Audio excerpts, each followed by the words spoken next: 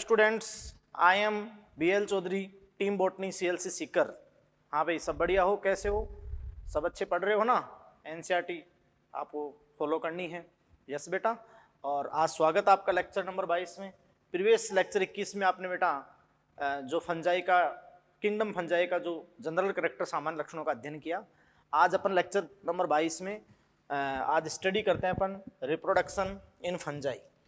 आज बेटा अपन स्टडी करते हैं फंजाई में जो जनन के तरीके हैं, वह कवकों में जनन।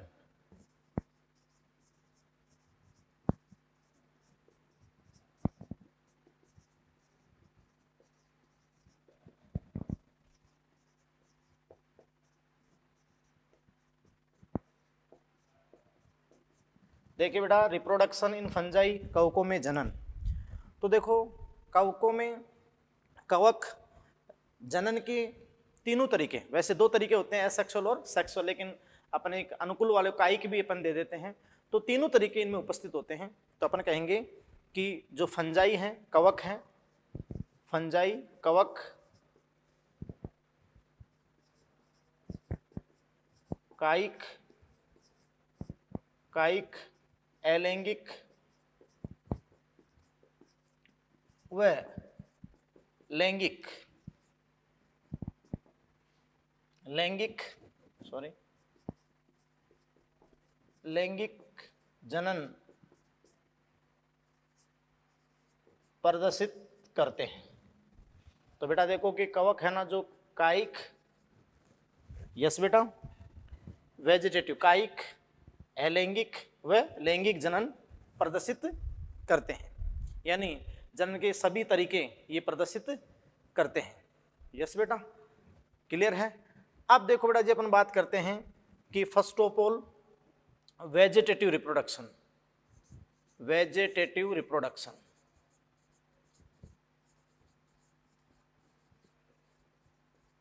आपको पता है बेटा कि वेजिटेटिव रिप्रोडक्शन कवकों या पादपों में अनुकूल परिस्थितियों में है ना, फेवरेबल कंडीशन में। तो आप यहां लिख दो बेटा कि जब उच्च तापमान, उच्च आर्द्रता हो, अनुकूल परिस्थितियां हो,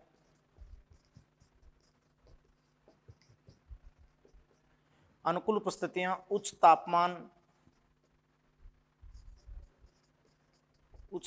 उच्च आर्द्रता और ऐसा एनवायरमेंट होगा तो आप जानते हो कि डेड ऑर्गेनिक मैटर तो इनको इजीली मिल ही जाएगा। तो वेजिटेटिव रिप्रोडक्शन के बेटा देखो, मैं आपको बता दूं कि यहाँ 3 मेथड हैं। फर्स्ट आपका है जो इंपॉर्टेंट है, फ्रेगमेंटेशन।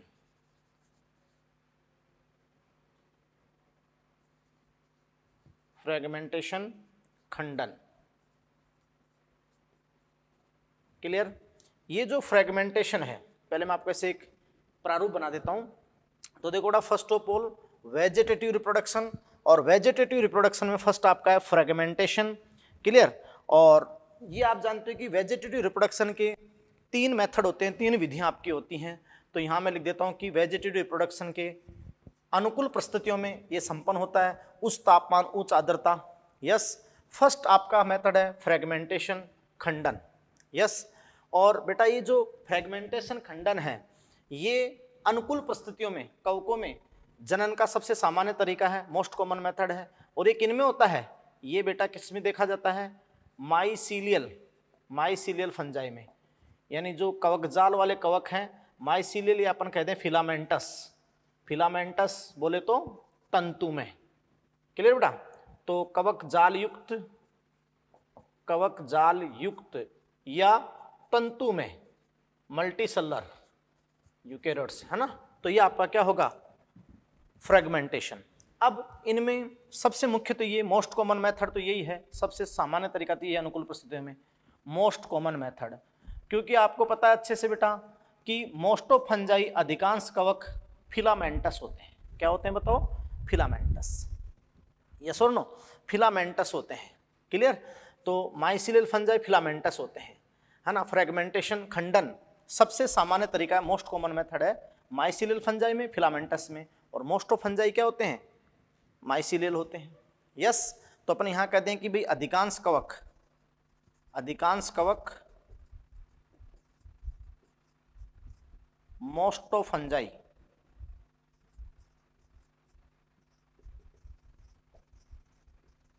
अधिकांश कवक तंतु में होते हैं,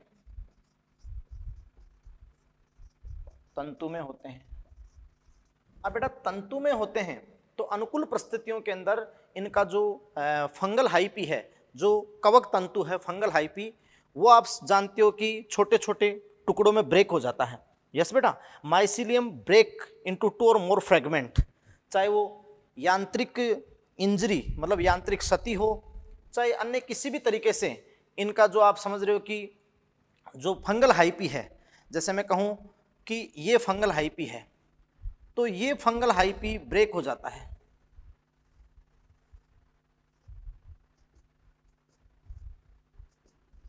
तो ये एक से ज्यादा फ्रेगमेंट में ये लो ब्रेक हो जाता है और फिर प्रत्येक फ्रेगमेंट क्या देता है, नया कवक तंतु या नया माइसिलियम दे देता है। खैर वो अपन आगे और विस्तृत रूप में बात कर लेंगे, लेकिन देखो बेटा कि यहाँ वेजिटेटिव रिप्रोडक्शन की मेथड्स में फर्स्ट आपका सबसे बेस्ट है फ्रेगमेंटेशन, खंडन, और ये किस में पाया जाता है, माइसिलियल फंजाई, फिलामेंटस, कवक जाल युक्त तंतु में। मोस्ट ऑफ फंजाई होते भी तंतु में ही हैं, इसलिए मोस्ट कॉमन मेथड है। अधिकांश कवक मोस्ट ऑफ फंजाई तंतु में होते हैं, और आप जानते हो जब अनुकूल परिस्थिति हो तो कवकों में जनन का सबसे सामान्य तरीका है। यस बेटा, ये बात हो गई। अब देखो इस वेजिटेटिव रिप्रोडक्शन की जो सेकंड आपका मेथड है, सेकंड मेथड आपका है बेटा इसमें बडिंग, बडिंग यानी मुकुलन, मुकुलन, और थर्ड इसके अंदर आपका है बाइनरी फिजन। थर्ड बेटा इसमें क्या है, बाइनरी फिजन, द्विविभाजन, बाइनरी फिजन।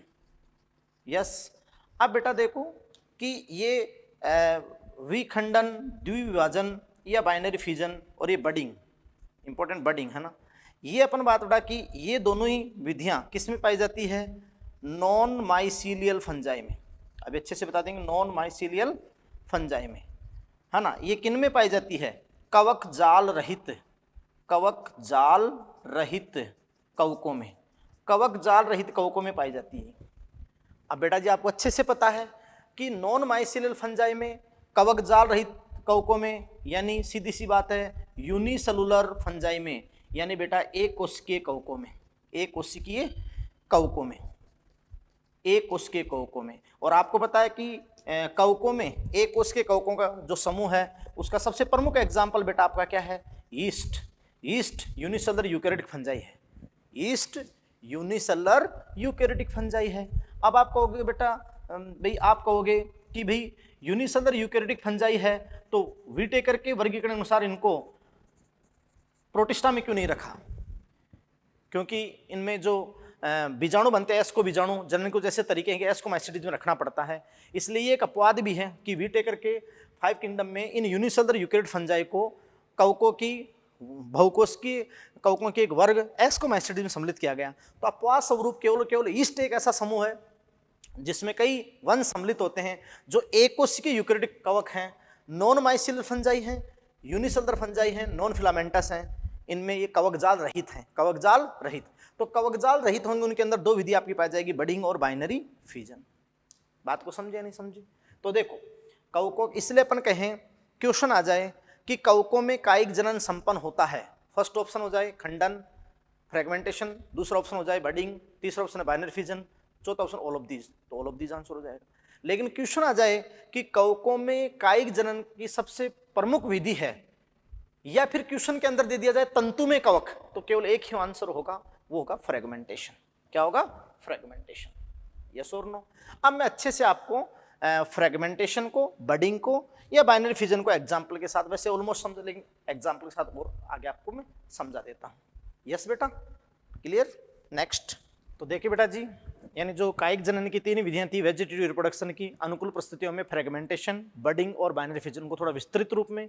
तो देखो बेटा, फ्रेगमेंटेशन अपन ने सबसे पहले समझा दिया था आपको खंडन, कि सभी तंतु की कवक जो भी फिलामेंटस फंजाई होगा, अर्थात जो माइसिलियल फंजाई होगा, कवकजाल युक्त कवक, जो भी फिलामेंटस फंजाई होगा, यस बेटा, जो भी माइसिलियल यानी कवकजाल युक्त कवक होगा, अनुकूल परिस्थितियों के अंदर वो सबसे सामान्य तरीका दर्शाते हैं जनन का, उसको आप कहते हो खंडन, फ्रेगमेंटेशन।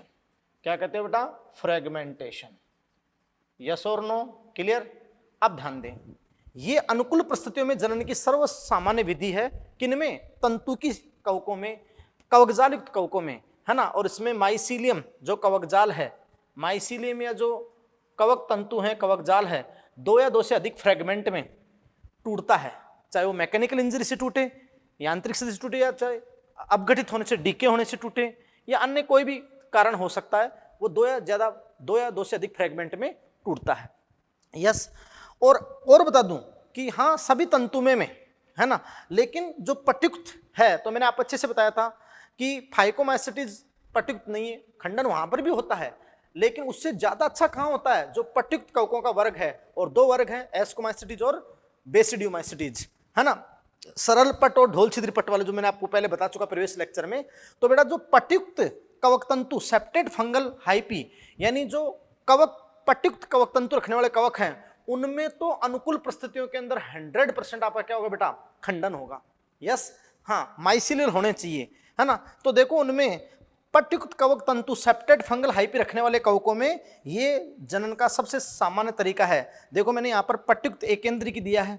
यस, ये कवक तंतु, और इस कवक तंतु में ये टुकड़े हो रहे हैं, फ्रेगमेंट, और प्रत्येक फ्रेगमेंट जैसे जर्मिनेशन होगा वापस नया फंगल हाइपी बना देगा। तो ये मैंने आपके सामने क्या दर्शाया है? Fungal hyphae, fungal hyphae. Yes, fungal hyphae में किसी भी कारण से फ्रेगमेंट हो गए, और ईच फ्रेगमेंट, प्रत्येक टुकड़ा, ईच फ्रेगमेंट अनुकूल परिस्थितियों में अंकुरित होगा तो वापस नया फंगल हाइपी बना देगा। तो ऐसे कई सारे फंगल हाइपी ब्रेक होंगे तो नए नए धागे बन जाएंगे, वापस कवक जाल बन जाएगा। यस और नो बेटा? यस। तो देखो यहाँ मैं आपको और अच्छे से समझा देता हूं कि भाई ये देखो बेटा कि यहाँ ये मान लो कोई फंगल हाइपी है, ये फंगल हाइपी है कवक तंतु, और ये कवक तंतु जो फंगल हाइपी है ये पट्युक्त एकेंद्र की है। ये लो जी, ये पट्युक्त एकेंद्र की है, सरल पट है। यस, ये पट्युक्त एकेंद्र की है। अब जैसे ये परिपक्व हो जाता है, परिपक्व होते अनुकूल परिस्थितियां हैं, तो इसके अंदर क्या हो जाएगा? किसी भी कारण से ये ब्रेक डाउन हो जाएगा, यानी ये आप समझ रहे हैं कि बेटा टूटेगा, है ना, टूटेगा। तो देखो जैसे टूटा तो ये आपके कई सारे यहाँ पर बन जाएंगे फ्रेगमेंट। क्या बन जाएंगे बेटा? फ्रेगमेंट। ऐसे फ्रेगमेंट आपके बन गए, इनको आप क्या कहोगे? फ्रेगमेंट। अब अनुकूल परिस्थिति में प्रत्येक फ्रेगमेंट का क्या होगा? Germination, germination. यस, अंकुरण, और अंकुरण होगा तो वापस ऐसा ही क्या बन जाएगा? Fungal hyphae, fungal hyphae. बोलो बना क्यों नहीं बना? अब मैंने आपसे कहा था कि भाई वैसे तो सभी तंतु में खंडन होता है अनुकूल परिस्थितियों में, फाइको के भी जो मेंबर होंगे तंतु में होंगे जो, लेकिन मैंने कहा कि पट्युक्त में सबसे सामान्य है। तो उसके एग्जाम्पल आपके क्या हैं? वर्ग एस को माइसिटीज, वर्ग एस को माइसिटीज, और वर्ग बेसिडियो माइसिटीज, वर्ग एस को माइसिटीज और वर्ग बेसिडियो। और बेसिडियो में तो और भी ज्यादा, क्योंकि एसेक्सुअल स्पोर नहीं बनेगा, आगे अपन पढ़ेंगे। तो वर्ग एस को माइसिटीज और बेसिडियो माइसिटीज। यस बेटा, तो फ्रेगमेंटेशन आप अच्छे से समझ गए। और एनसेट में एक लाइन दे रखी है, लेकिन इसलिए अच्छा समझा है कि रिप्रोडक्शन ऑर्गेनिज्म 12th का भी एक चैप्टर, तो पूरा अच्छे से एक एक लाइन आपको। यस। अब देखो सेकंड है बडिंग, मुकुलन। बडिंग क्या होती है? तो मैंने आपसे कहा था कि बडिंग और बाइनरी फिजन नॉन माइसिलियल फंजाई में होगा, यानी यूनिसेलुलर फंजाई में आपका होगा। और वो यूनिसेलुलर फंजाई का कि समूह ईस्ट जो एस्को में आता, बाकी सारे तंतु में है। तो बेटा ध्यान सुना, बडिंग, इसमें क्या होता है? पेरेंट सेल है, पेरेंट सेल है तो यूनिसेलुलर यूकैरियोटिक सेल है, पेरेंट सेल है ना, पैतृक सेल है, पेरेंट सेल है। यस बेटा। अब ये पैतृक सेल है तो सबसे पहले पेरेंट सेल अपने आकार में ग्रो करती है, कि डिवीजन से पहले ग्रो करती है ना, ये आकार में ग्रो करती है, वैक्यूल है, ये न्यूक्लियस है एन। यस बेटा, बोलो बोलो। अब देखो ये पेरेंट सेल अपने ऊपर इस पर एक अतिवर्धी बड, बड यानी एक अतिवर्धी, कलिका क्रम में एक अतिवर्धी इसके ऊपर आएगी बड, ये अतिवर्धी हो गई अतिवर्धी। तो आप जान रहे हो कि बेटा कि पेरेंट सेल के ऊपर अपन बात बेटा कि एक स्मॉल आउटर ग्रोथ, एक छोटी अतिवर्धी आई, है ना, यानी जो कायिक सेल थी उसके ऊपर बड आ गई। बात को समझ रहे हो? और अब बड आ गई तो अब इसके जेनेटिक मटेरियल में जो इसका केंद्रक जेनेटिक मटेरियल, तो यहाँ माइटोसिस मियोसिस नहीं होगा, है ना। यहां पर होगा एक डिवीजन एमाइटोसिस, असूत्री विभाजन। असूत्री विभाजन में क्या होता है कि केंद्र की झिल्ली दीर्घीकरण करती है और असमान वितरण होता है। क्या होता है बेटा? असमान। ऐसे नहीं कि जेनेटिक मटेरियल बिल्कुल इक्वल नहीं बढ़ता है, असमान होता है। तो यहां पर क्या होता है? एमाइटोसिस, असूत्री विभाजन। तो ये बहुत इंपॉर्टेंट क्वेश्चन है कि यूकेरियोटिक होते हुए माइटोसिस मियोसिस नहीं हुए, और यूनिसेलुलर यूकेरियोट फंजाई यानी ईस्ट में यहां पर बडिंग के दौरान एक डिवीजन जो होता है वो एमाइटोसिस है, असूत्री विभाजन, और वो एक अनइक्वल डिवीजन है, असमान विभाजन है, असमान विभाजन। और उसमें क्या होता है? न्यूक्लियर मेम्ब्रेन का दीर्घीकरण होता है और फिर ये बढ़ जाता है, स्प्लिट हो जाता है। तो बेटा देखो ये आपका अब बड और अब ये दोनों मेम्ब्रेन यहाँ फ्यूज हो रही है, फ्यूज होते ही ये डॉटर ईस्ट आपका हो गया, डॉटर ईस्ट यानी पुत्र ईस्ट आपका बन गया। तो इसको आप क्या कहोगे? मुकुलन। और ये सबसे इंपॉर्टेंट वंस सैकेरोमाइसिस। सैकेरोमाइसिस जो सैकेरोमाइसिस सेरिवेसी है, जो ब्रेड उद्योग या एल्कोहल उद्योग का जनक है, सैकेरोमाइसिस ईस्ट में ये आपकी होती है बडिंग। यस बेटा। तो देखो बडिंग मुकुलन में क्या होता है मैं आपको समझाना चाह रहा हूं कि बेटा मुकुलन के अंदर क्या प्रोसेस चलती है। मैं आपको बताऊं बेटा कि मुकुलन के अंदर पेरेंट सेल होती है, उसके ऊपर एक बड आती है, और आप जानते हो कि फिर अनइक्वल डिवीजन होता है एमाइटोसिस, और फिर पुत्र ईस्ट आपका बन जाता है। इसे आप कहते हैं बडिंग। ये अंतर्जात मुकुलन है, बोलो भाई। और सैकेरोमाइसिस में ये एग्जाम्पल है। अब बाइनरी फिजन, द्विभाजन, कुछ कवक कोशिकाओं में जो इसी के ईस्ट का एक वंश है साइजोसैक्रोमाइसिस।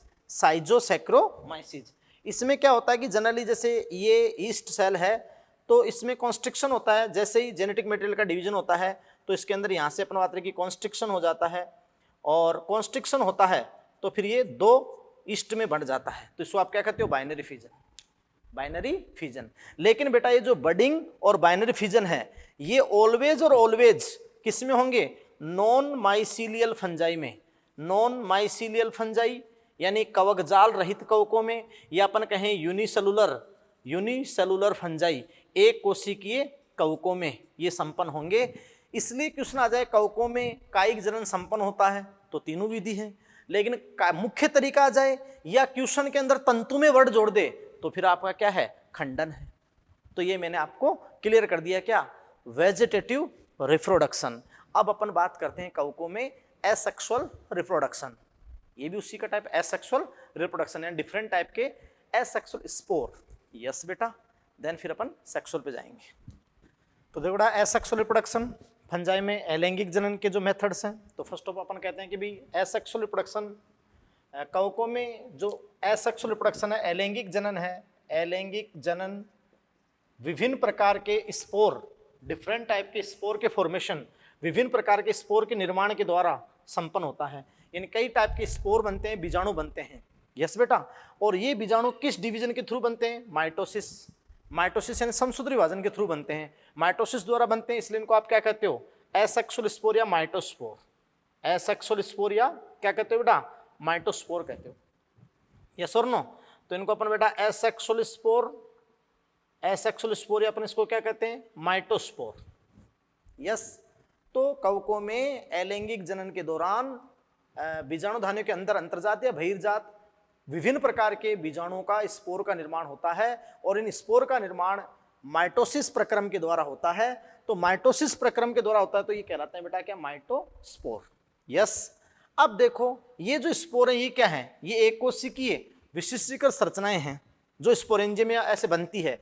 एक कोशिकीय विशिष्टीकृत स्पेशलाइज्ड स्ट्रक्चर हैं, विशिष्टीकृत संरचनाएं हैं जो जीव या बीजाणुधानी से फर्तक होते हैं, और उचित सबस्ट्रेट, उचित माध्यम, आधारी पदार्थ जहां डेड ऑर्गेनिक मैटर या ऐसे हो तो उचित सबस्ट्रेट, सुटेबल सबस्ट्रेट पर गिरते ही वो अंकुरित होकर नया कवक तंतु या कवक जाल बनाते हैं। नया कवक तंतु या क्या बनाते हैं? कवक जाल बनाते हैं बेटा। यस और no?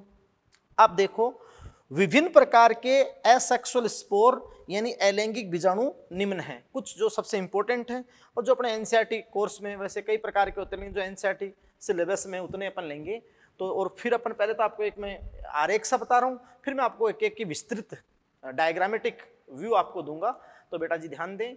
Yes, first of all देखो, ये जो एसेक्सुअल स्पोर हैं ये अलैंगिक बीजाणु हैं, और अलैंगिक बीजाणु को आपने क्या कहा, फिर याद करो, अलैंगिक बीजाणु को आपने कहा कि माइटोसिस से उत्पन्न होते हैं, तो आपने कहा बेटा माइटोस्पोर, माइटोस्पोर, क्लियर, माइटोस्पोर कहा।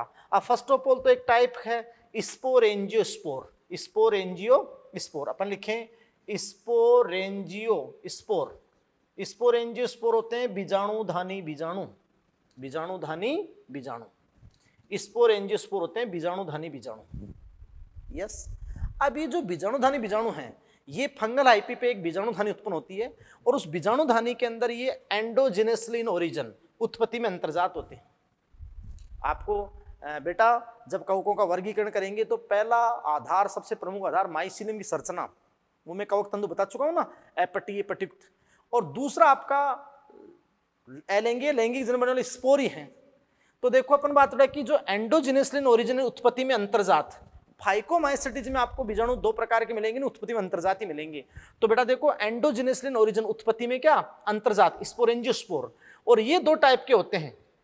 फर्स्ट आपका होता है जूस्पोर, जूस्पोर यानी चल बीजाणु, यानी ये कसाबी के बीजाणु होंगे, फ्लेजिलेटेड है ना, फ्लेजिलेटेड होंगे, और मोटाइल यानी चल होंगे तो फ्लेजिलेटेड होंगे, ये कसाबी के बीजाणु होंगे, कसाबी के बीजाणु। तो आप समझ रहे हैं कि अपन कहेंगे फ्लेजिलेटेड स्पोर होंगे, फ्लेजिलेटेड, तो वो आपके होंगे चल बीजाणु, फ्लेजिलेटेड। यस, ये जूस्पोर मोटाइल। यस, आपके दूसरे होंगे एप्लेनोस्पोर, अचल बीजाणु, नॉन मोटाइल। हाँ, लेकिन मोटाइल हो चाहे नॉन मोटाइल हो, दोनों बीजाणुधानी के अंतर्जात, उत्पत्ति में अंतर्जात, बीजाणुधानी के अंदर बनेंगे। बोलो हाँ या ना। तो अपन फर्स्ट टाइप पढ़ेंगे स्पोरेंजियोस्पोर में जूस्पोर, देन सेकंड टाइप पढ़ेंगे अपन एप्लेनोस्पोर, एप्लेनोस्पोर यानी अचल बीजाणु, क्लियर। फिर देखो बेटा एक टाइप आपका है कोनिडिया या कोनिडियोस्पोर, कोनिडिया, कोनिडिया या कोनिडियोस्पोर, तो कोनिडियो बीजाणु। यस, ये कोनिडियो बीजाणु बेटा नॉन मोटाइल होंगे, अगतिशील, पतली भित्तियुक्त होंगे, थिन वॉल्ड, और नॉन मोटाइल होंगे, कोनिडियोस्पोर। और बेटा ये उत्पत्ति में एक्सोजिनसली इन ओरिजिन, यानी उत्पत्ति में बहिर्जात होंगे, उत्पत्ति में क्या होंगे, बहिर्जात। ये सीधे मैं आपको बता दूं कि जो कोनिडियोफोर,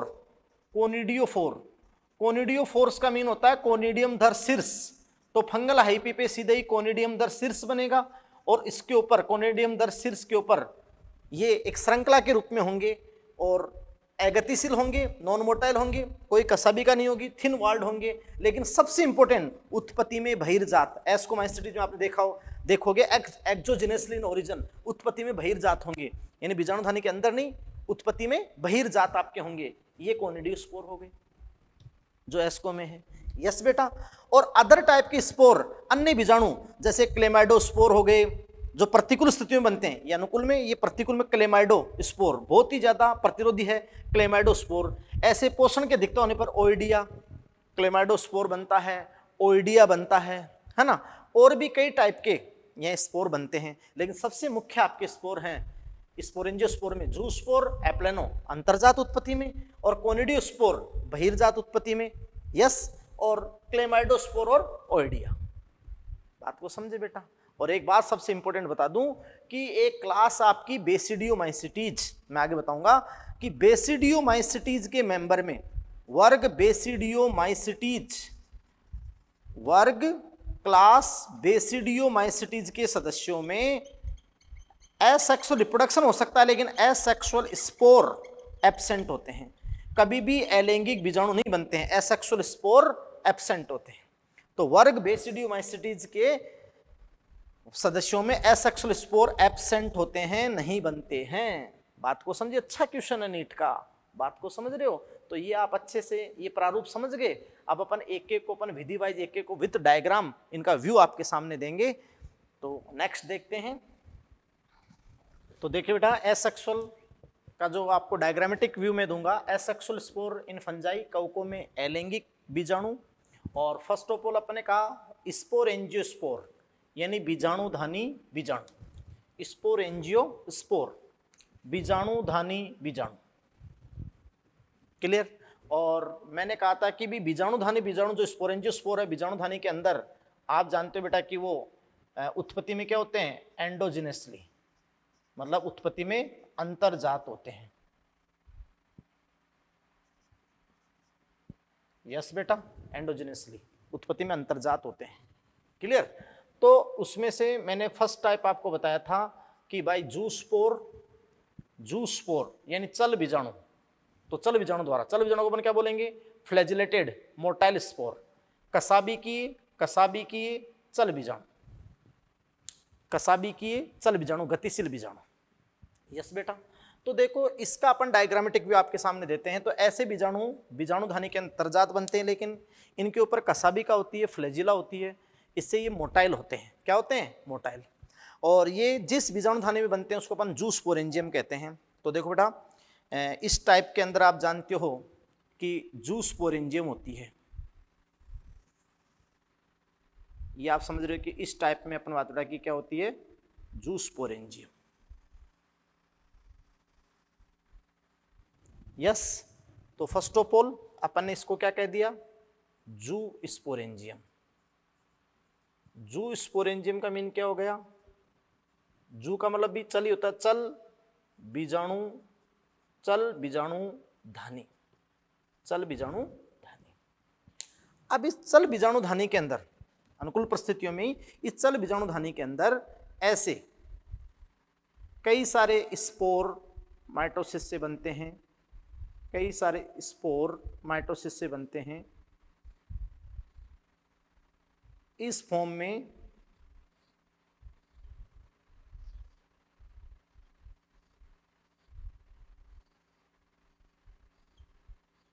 ये इनसाइड आपके क्या होते हैं बेटा? इनसाइड स्पोरेंजिया के अंदर। तो ये इनसाइड आपके क्या होते हैं मैं आपको बता दूं, इनसाइड आपके होते हैं जूस्पोर। क्या होते हैं बताओ? जूस्पोर। इनको आप कहते हो फ्लैजिलेटेड स्पोर, कसाबी के बीजाणु, फ्लैजिलेटेड स्पोर, है ना। यानी बेटा ये कसाबी का युक्त है, कसाबी का युक्त।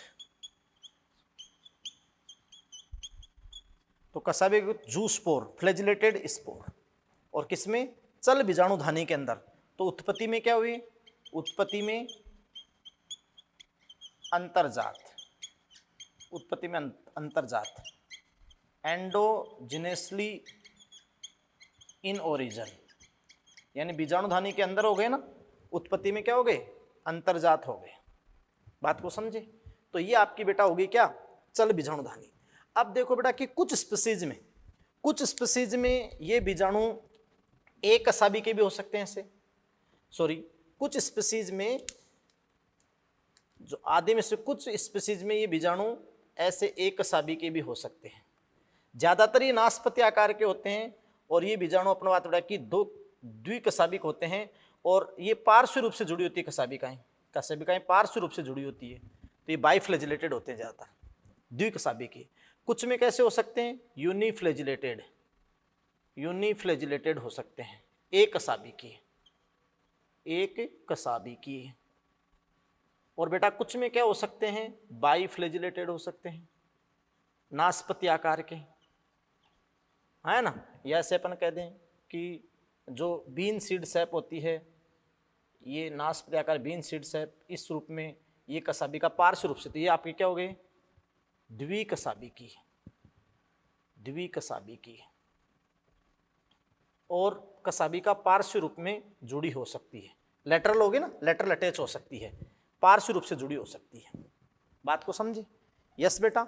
मैंने आपसे कहा कि किन में ये अपन बात रहे कि यूनिफ्लैजिलेटेड हो सकते हैं। तो एक फाइको का एक एग्जाम्पल आएगा आगे, सिनकाइट्रियम में हो सकते हैं, सिनकाइट्रियम में हो सकते हैं। बाकी ज्यादातर में ये क्या होंगे? जैसे एल्बुगोर ये हैं, इनमें क्या होंगे? बाइफ्लैजिलेटेड होंगे। क्या होंगे बेटा? बाइफ्लैजिलेटेड, एल्बुगोमेरिन में। क्लियर? अब देखो कि चल बीजाणुओं के द्वारा अलैंगिक जनन कौन प्रदर्शित करते हैं।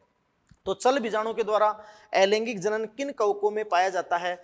तो इसका अपन बात बढ़ा के आपके सामने एग्जाम्पल जो होगा, यानी इन मेंबर ऑफ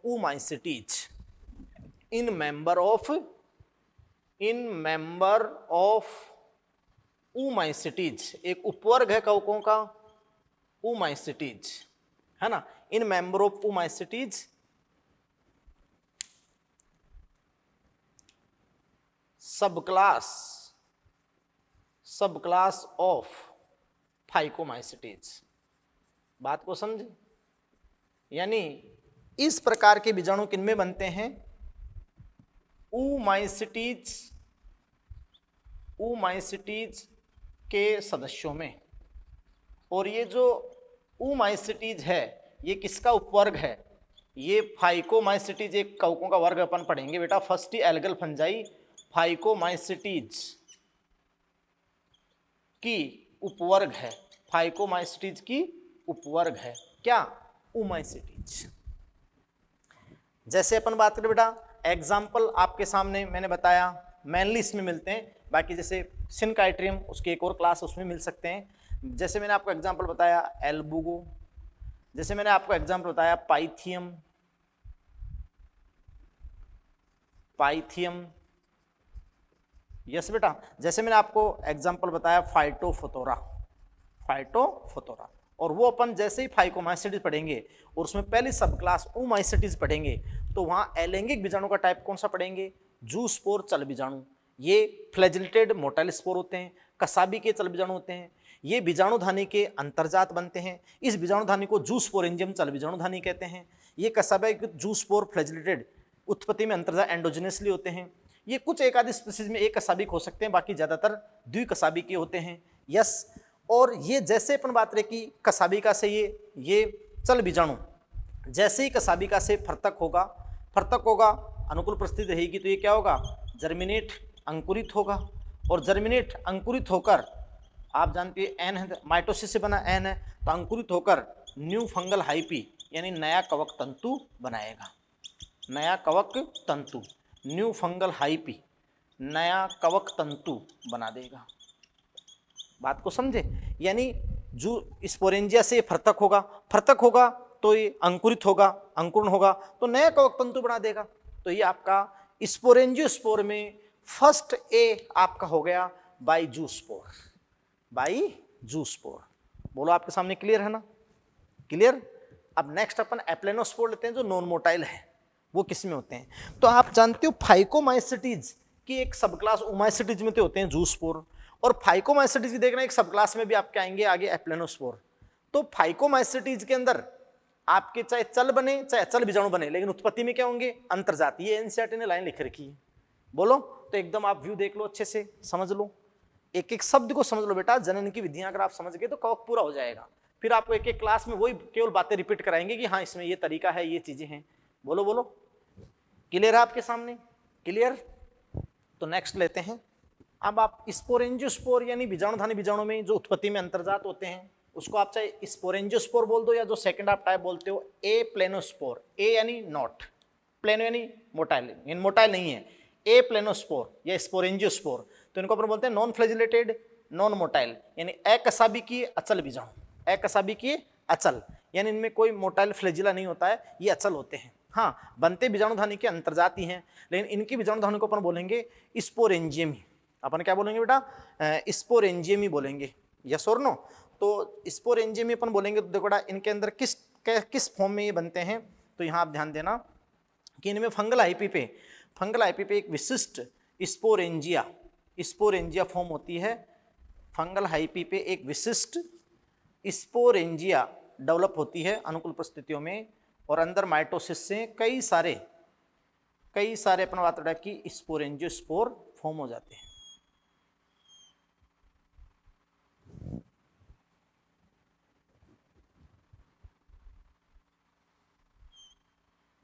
तो आप ध्यान दे बेटा, देखो कि यहां आपकी डेवलप हो गई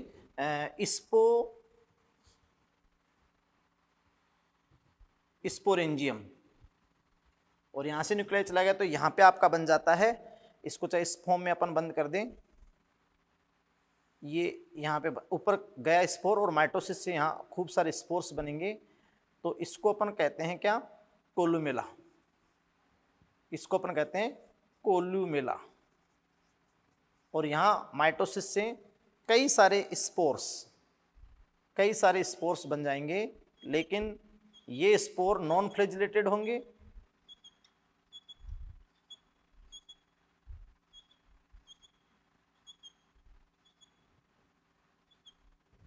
ये स्पोर, इनको अपन बोलेंगे बेटा स्पोरेंजियोस्पोर, या अपन कहें ए प्लेनोस्पोर। तो देखो ये अनुकूल परिस्थितियों में कई सारे माइटोसिस से ये कई सारे माइटोस्पोर बन गए, है ना। और ये बेटा क्या है, स्पोरेंजियोस्पोर बीजाणुधर्मी बीजाणु या एप्लेनोस्पोर यानी अचल बीजाणु, इनके ऊपर कोई कसाबी का नहीं है। और ये बंदे उत्तर आपका कोल्यूमेला, और ये बहुत सारे स्पोर यहाँ पे हो गए। बात को समझ रहे हैं। और इस बीजाणुधानी को आपने क्या कहा, स्पोरेंजियम। क्या कहा बेटा, स्पोरेंजियम, ये बीजाणुधानी हो गई। अब उत्पत्ति में ये भी क्या है, एंडोजिनसली इन ओरिजिन, एंडोजिनसली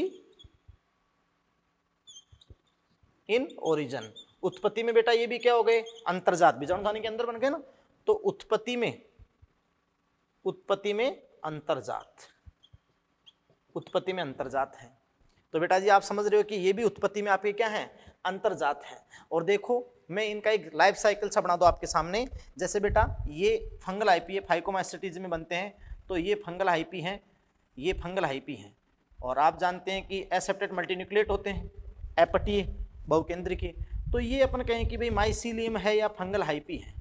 अब माइसीलियम फंगल हाइपी पे मैं आपको बता दूं लाइफ साइकिल के दौरान कि स्पेशली अपन बात करें कि एक बीजाणुधानी उठती है, एक स्पोरेंजियम बनती है। तो स्पोरेंजियम बनती है, तो स्पेशली बेटा मैं आपको बता दूं कि यहाँ स्पोरेंजियम बनती है, और वो स्पोरेंजियम इस फॉर्म में बनती है जैसे आपको यहाँ पर बताया गया, सॉरी, इस फॉर्म में वो स्पोरेंजियम बनती है। तो ये आपकी बन गई स्पोरेंजियम। जैसे ही कोई केंद्र किसके अंदर पहुंच जाता है ये, तो ये कई सारे आपके क्या बन जाते हैं, नॉन मोटाइल स्पोर्स बन जाते हैं, नॉन मोटाइल स्पोर्स। और यहाँ पे अपन बात करें कि जो बंद फिर हो जाता है, तो ये कई सारे अपन बात करें कि नॉन मोटाइल स्पोर्स बन जाते हैं। फिर जैसे ही परिपक्वन होता है, तो परिपक्वन होते ही आप समझ रहे हो कि ये स्पोरेंजिया स्फुटित होती है, और स्पोरेंजिया स्फुटित होती है, ये स्पोरेंजिया अपन बात करें कि फटती है। तो जैसे ही स्पोरेंजिया अपन बात करें कि फटती है, तो यहाँ पर आप जानते हैं कि कई सारे ये जो स्पोर्स हैं ये उचित सबस्ट्रेटम पे गिरेंगे, तो ये आपके हो गए स्पोर। और उचित सबस्ट्रेटम पे जब अनुकूल परिस्थिति होगी तो इनका क्या होगा, जर्मिनेशन, अंकुरण होगा, जर्मिनेशन। इन स्पोर का जो एन है माइटोस्पोर है, माइटोस्पोर, माइटोसिस से बने ना, तो माइटोस्पोर है। तो इनका क्या होगा, जर्मिनेशन बेटा, अंकुरण होगा, अनुकूल, और ये वापस से क्या बन जाएंगे, फंगल हाइपी, फंगल हाइपी।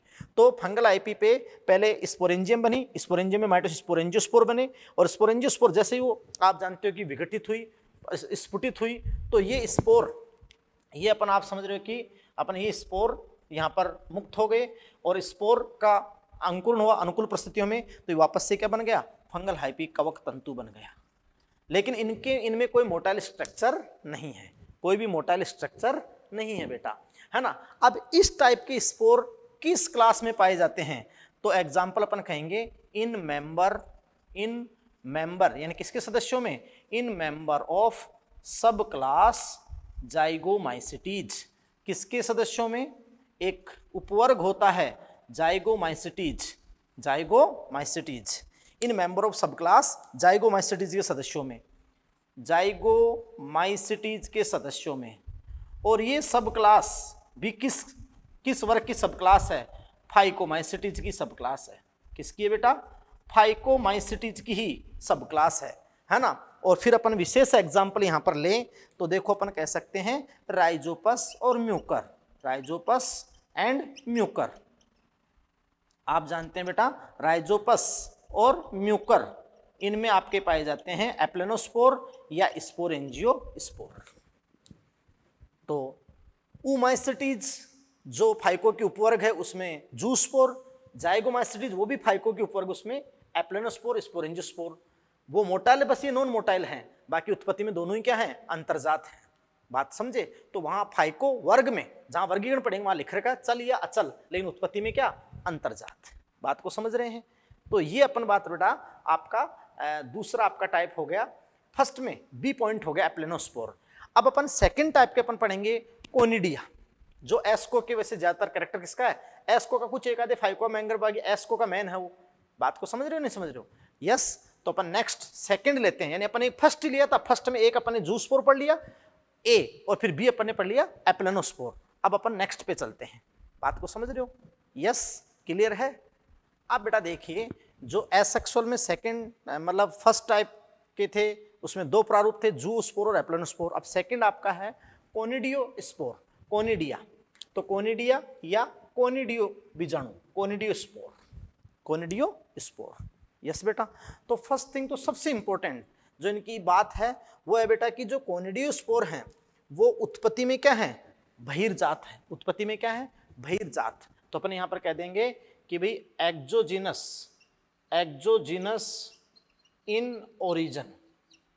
सबसे बड़ी विशेषता उत्पत्ति में बहिर्जात। यस बेटा, ये सबसे अच्छा क्वेश्चन बन सकता है। उत्पत्ति में बहिर्जात है, यानी यहां बीजाणुधानी के अंदर बीजाणु नहीं बनेंगे। यहां फंगल आईपी पर सीधे ही वो इरेक्ट होगा, ऊर्ध्व फंगल आईपी होगा, ऊर्ध्व कवक तंतु होगा, उस पर सीधे ही मतलब श्रृंखला रूप में अचल आपके ये बहिर्जात रूप में exogenous in origin, exogenous in origin मतलब उत्पत्ति में बहिर्जातीय बीजाणु होते हैं। और बेटा आप जानते हो कि ये पतली भित्ति युक्त होते हैं, थिन वॉल्ड, थिन वॉल्ड यानी पतली भित्ति युक्त, पतली भित्ति युक्त, सॉरी पतली भित्ति युक्त थिन वॉल्ड होते हैं। और ये बेटा क्या होते हैं? नॉन मोटाइल होते हैं। नॉन मोटाइल यानी क्या होते हैं? अचल होते हैं, अचल होते हैं।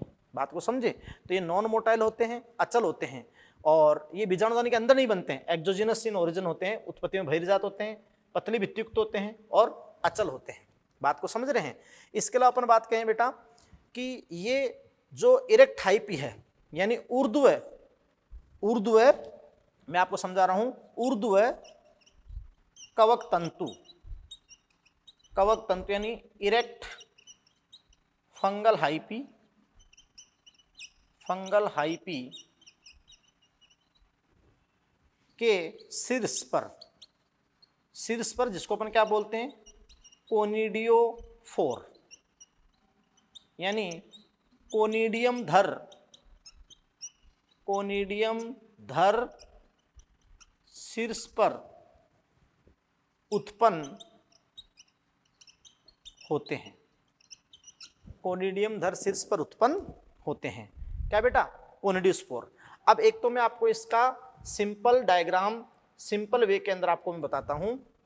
यस बेटा, जो बिल्कुल मतलब सिंपल वे में है, और वो मैं आपको सिंपल डायग्राम बताता हूं। और आप जानते हो कि एक्सोजीनसली और ये टिप पर शीर्ष पे बनते हैं, जिसको आपने क्या कहा? कोनिडियोफोर्स, कोनिडियोफोर्स।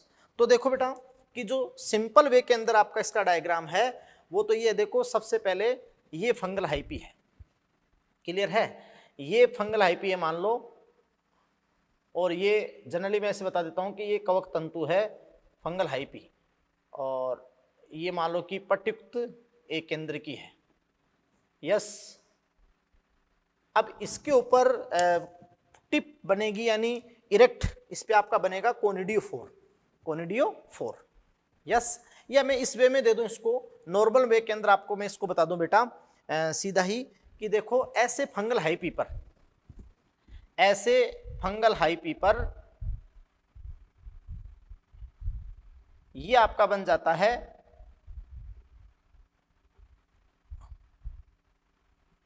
कोनिडियोफोर। इसको अपन बोल देते हैं, इरेक्ट वे में चला गया, और इसको अपन बोल देते हैं कोनिडियोफोर, कोनिडियोफोर यानी कोनिडियम धर। बेटा आराम समझे, देखो ये फंगल हाइपी है, फंगल हाइपी पे इरेक्ट पोजीशन में एक अतिवृद्धि हुई कवक तंतु पर, फंगल हाइपी पे, और उसको आपने क्या बोल दिया बेटा? कोनिडियोफोर, कोनिडियम धर। अब इस कोनिडियम धर पर उत्पत्ति में बहिर्जात और श्रृंखला के रूप में, उत्पत्ति में बहिर्जात और श्रृंखला के रूप में बेटा ये देखो इस रूप में आपके बन जाते हैं कोनिडियोस्पोर। ये लो जी। तो आप समझ रहे हैं कि ये इस फॉर्म में, सॉरी ये आपका बन गया क्या? कोनिडियोस्पोर। यस। कोनिडियो स्पोर। अब बताओ ये उत्पत्ति में बहिर्जात हुए कि नहीं? उत्पत्ति में बहिर्जात, एक्सोजेनसली थिन वॉल्ड, और ये चैन फॉर्म में। और ये कौन सा क्रम दर्शाते हैं? तलाभिसारी, बेसिपिटल। बेसिपिटल यानी देखो यहाँ छोटे से बड़ा हो रहा है तो बेसिपिटल, तलाभिसारी क्रम दर्शाते हैं, तलाभिसारी क्रम। सही। अब जैसे ये मैच्योर होता है कोनिडियम धर शीर्ष पे कोनिडियोस्पोर, और अब ये जैसे ही मैच्योर होता है तो ये यहाँ से ब्रेक होकर ये ब्रेक हो गए, और ये ब्रेक होकर ये आप कैसे उचित सबस्ट्रेटम पे, उचित आधार पे, है ना, सूटेबल सबस्ट्रेटम पे गिर गए। ये गिर गए बेटा कौन? कोनिडियोस्पोर, कोनिडियोस्पोर। यस। और जैसे ही उचित कंडीशन हुई तो फिर अपन बात बेटा इनका क्या हुआ? जर्मिनेशन हुआ। इनका क्या हुआ? जर्मिनेशन। तो आप समझ रहे हैं कि जैसे ही उचित कंडीशन हुई तो इनका क्या हुआ बेटा? जर्मिनेशन हुआ, अंकुरण हुआ, जर्मिनेशन हुआ, अंकुरण। और अंकुरण हुआ तो आप जानते हैं कि ऐसे आपके सामने क्या बन गए? जो भी फंगल हाइपी बन गए, फंगल हाइपी। और फिर फंगल हाइपी, ये आपके फंगल हाइपी बन गए कवक तंतु, फंगल हाइपी। यस। और इस प्रकार फिर वापस इनके ऊपर ये शीर्ष बना, ये स्पोर बने। तो ये एक लाइफ साइकिल सा हो गया अलैंगिक जनन का। लेकिन किसका? अलैंगिक जनन का। अब अपन थोड़ा सा विस्तृत, जो आपके 12th एनसीईआरटी के पहले चैप्टर रिप्रोडक्शन ऑर्गेनिज्म में पेनिसिलियम का डायग्राम दे रखा है, तो उसका थोड़ा विस्तृत यानी साखित वहां पर बना रखा है कि यहाँ पर असाखित बनाया है। ये कोनिडियम धर शीर्ष है ना, साखित भी हो सकता है, तो यहाँ पर असाखित बनाया, तो वो साखित का जो अच्छा सा डायग्राम अपन बना देते हैं और फिर अपन इसका एग्जाम्पल बता देंगे आपको। यस। बाकी नॉर्मल बात है कि कोनिडियो बीजाणु उत्पत्ति में बहिर्जात होते हैं, पतली भित्तियुक्त होते हैं, अचल होते हैं। ऊर्ध्व कवक तंतु पर ये शीर्ष पर कोनिडियम धर शीर्ष पे बनते हैं, और उत्पत्ति में हमेशा क्या होते हैं? एक्सोजेनसली, वो बार बार मैं लिख रहा हूं, एक्सोजेनसली in origin, एक्सोजेनसली in origin. Yes बेटा। और ये देखो कि बेसिपिटल तलाभिसारी क्रम में होते हैं, और फिर ऐसे फर्तक होकर ये अंकुरण, ये दर्शाकर ऐसे फंगल हाइपी, और ये एक लाइफ साइकिल सा शो करते हैं, जीवन चक्र का शो करते हैं। अब जो आपको वहां पर डायग्राम दे रखा है वो मैं आपके सामने डायग्राम बनाता हूं, जो बहुत अच्छा डायग्राम है। तो बेटा जो आपको 12th क्लास के फर्स्ट चैप्टर में पेनिसिलियम का डायग्राम दे रखा है, तो यहाँ पर आप देखें जो फंगल हाइपी है उसके ऊपर इरेक्ट ऊर्ध्व कोनिडियम धर शीर्ष बना। अब ये कोनिडियम शीर्ष एक नॉर्मल हो सकता है, बाकी यहाँ पर साखित हो गए। साखित हो गए तो आगे अपन बात रहे कि एक बार रेमी में, फिर अपन मेटुली में, लेकिन अपन ने एक बार ही बनाया है। तो ये साखित हो गया, तो ये आगे ब्रांच्ड हो गया। देखो साखित, तो इसको आप कहते हो मेट्यूली। यस बेटा। फिर आगे और ब्रांच्ड होता है, इसको आप बोलते हो स्ट्रीजिमेटा आप बोलते हो उसको। और उसके बाद में चैन फॉर्म में, चैन रूप में यानी श्रृंखला के रूप में माइटोसिस के द्वारा, श्रृंखला के रूप में बेटा माइटोसिस के द्वारा देखो ये एक्सोजेनसली इन ओरिजिन यानी उत्पत्ति में बहिर्जात, और उत्पत्ति में बहिर्जात और श्रृंखला रूप में ये माइटोस्पोर जो अचल हैं, नॉन मोटाइल है, अचल, और ये आपके अरेंज हो गए ऐसे। तो इनको आप कहोगे कोनिडियो बीजाणु, कोनिडियोस्पोर, जो उत्पत्ति में बहिर्जात हैं, श्रृंखला रूप में हैं, अचल हैं, है ना। और ये आपके बन गए क्या बेटा? कोनिडियोस्पोर। अब अपन बात करते हैं बेटा कि इनका एग्जाम्पल क्या है, ये ज्यादातर किस वर्ग के अंदर आपके ये देखे जाते हैं जो कोनिडियोस्पोर हैं। तो देखो मैं आपको बता दूं कि सबसे ज्यादा ये इस टाइप के स्पोर किस वर्ग के सदस्यों में पाए जाते हैं, जो आपका आंसर में लिख भी रखा है, यानी एस्कोमाइसिटीज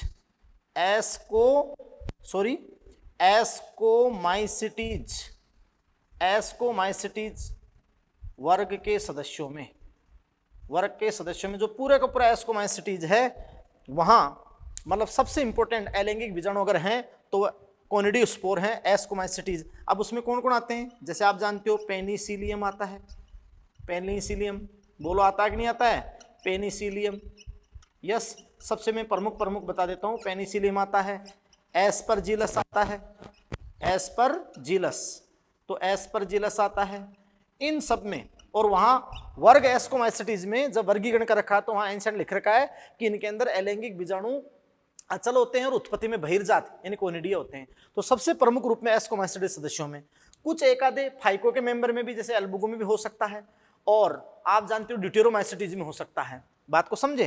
तो एस्कोमाइसिटीज वर्ग के सदस्यों में ये आपको देखते हैं कोनिडियोस्पोर। देखो कोनिडियम उर्दू रूप में कोनिडियम दरशीर्ष बन गया, ये आगे साकित हो गया रेमी या मेटुलियम, फिर आगे और साकित मेटुलियम हो जाता है, फिर स्टिग्मेटा, और फिर श्रृंखला के रूप में ये कोनिडिया। और ये कोनिडिया मैंने आपको बता दूं बेसिपिटल ऑर्डर यानी तला भिसारी क्रम, बेसिपिटल, बेसिपिटल यानी तला भिसारी, तला भिसारी क्रम के अंदर है ना, छोटे देखो इधर और बड़े उधर जा रहे हैं, तो तला भिसारी क्रम में ये अरेंज होते हैं। और ये अपने आपको एक सिंपल वे के अंदर बता दिया पूरा, बोलो हाँ है ना। और वर्ग एस्कोमाइसिटीज सदस्यों में पेनिसिलियम हो गया, एस्परजिलस हो गया, न्यूरोस्पोरा हो गया, हाँ है ना, इन सदस्यों में। और कुछ अपन बात रहे कि बेटा जो आपका ड्यूटेरोमाइसिटीज और एल्बुगो में भी हो सकते हैं। यस, ये बात आपकी हो गई। और सबसे इंपॉर्टेंट मैं आपको बात बताऊं आगे जो बताऊंगा कि वर्ग बेसिडियोमाइसिटीज में किसी भी टाइप के एसेक्सुअल स्पोर नहीं होते हैं, है ना। यहां मैं साइड में एक नोट लिख देता हूं कि जो बेसिडियोमाइसिटीज क्लास होती है, बेसिडियोमाइसिटीज, ये बहुत अच्छा क्वेश्चन है। बेसिडियोमाइसिटीज वर्ग में किसी भी टाइप के स्पोर नहीं होते हैं। खैर मैं अभी आगे एक लाइन में बता दूंगा। तो ये मैंने आपको बता दिया कोनिडिया। अब आपको ओइडिया या क्लेमाइडो बीजाणु जो आपके यहाँ सिलेबस में नहीं है, लेकिन मैं थोड़ा सा उनके बारे में बता देता हूँ। यस बेटा, तो नेक्स्ट देखिए, आप देखिए बेटा कि ओइडिया स्पोर जो होते हैं, ओइडिया स्पोर कब, जब कोई फंगल आईपी बहुत ही ज्यादा सुगर रिच कंडीशन यानी ऐसे माध्यम पे वृद्धि करता है, माध्यम पे जहां शर्करा अधिक हो, शर्करा अधिक यानी सुगर रिच मीडियम, या पोषण की अधिकता पर, पोषण की अधिकता पर। तो फंगल आईपी क्या होता है, ये कवक तंतु है फंगल आईपी, और कवक तंतु साकित अगर प्रमात्र ऊपर से ये फ्रैगमेंट टूटने लग जाता है ऐसे ओइडिया, तो ये आपके हैं ओइडिया बीजाणु, ओइडिया बीजाणु। और कभी कभी तो ईस्ट को, एकोस की ईस्ट को भी अगर आप सुगर माध्यम में रख देते हो तो वो टोरुला स्टेज बनाता है।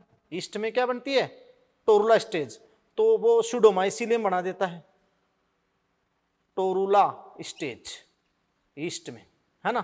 तो वो आप जानते हो सुगर रिच माध्यम में आपका ये होता है, ये शर्करा की अधिकता के अंदर। बात को समझे, यानी टोरुला स्टेज। अब कुछ कवकों में क्या देता है, जब प्रतिकूल परिस्थितियां हो, ये आपका होता है क्लेमाइडोस्पोर, ये आपके बनते हैं प्रतिकूल स्थितियों में, वो अनुकूल में रही प्रतिकूल परिस्थितियों में। प्रतिकूल परिस्थितियां होने पर क्या होता है कि कवक की कोशिकाओं में बहुत थिक वॉल्ड स्पोर बन जाते हैं, है ना, थिक वॉल्ड, मोटी भित्ती वाले बन जाते हैं। और ये थिक वॉल्ड स्पोर होते हैं ना, ये हाईली रेजिस्टेंट होते हैं, यानी प्रतिरोधी होते हैं बेटा, ये प्रतिरोधी होते हैं। तो ये आपके बन जाते हैं क्लेमाइडोस्पोर। तो ये सारे टाइप के आपके सामने एसेक्सुअल स्पोर हो गए। और वो लाइन में वापस लिखता हूं कि एक क्लास है उसमें एसेक्सुअल रिप्रोडक्शन हो सकता है, लेकिन क्लास बेसिडियोमाइसिटीज जो सबसे ज्यादा दिखने वाले कवक हैं, सबसे बड़ा क्लास है, बेसिडियोमाइसिटीज वर्ग के सदस्यों में एसेक्सुअल स्पोर अलैंगिक बीजाणु अनुपस्थित होते हैं।